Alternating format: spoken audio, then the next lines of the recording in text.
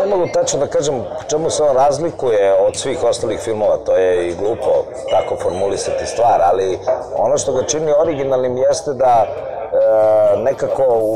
u celoj istoriji srpske kinematografije taj žanr, da kažemo, kriminalističkog filma ili ne znam, filmova koji žanrovski pristupaju recimo kriminalnim organizacijama,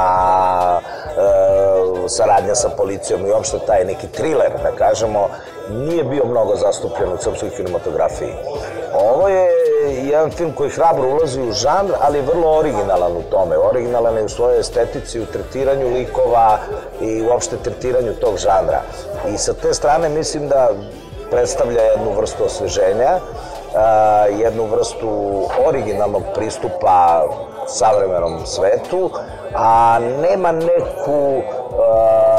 veliku želju i potrebu da tumači stvarnost, već prosto pričajući jednu priču sa vrlo jasnim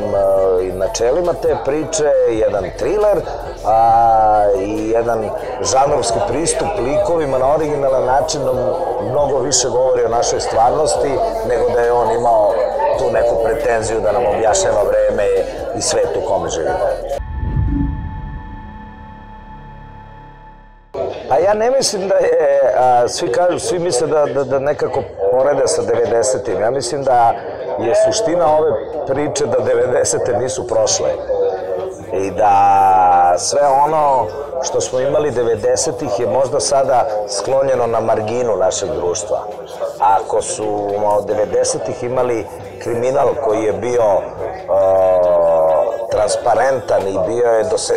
dosezao je do samih vrhova države, mi sada imamo isti takav kriminal, samo se on, eto, ako je društvo napredovalo u tome da je on sada gurnut na marginu. I mislim da i scenarista i reditelj vrlo lukavo ovu priču guraju na marginu jednog grada, gde vidimo da postoji jedan potpuno paralelni svet, a da i dalje je ta sprega sa policijom vrlo jaka, samo nekako je dobila sad te neke okvire da to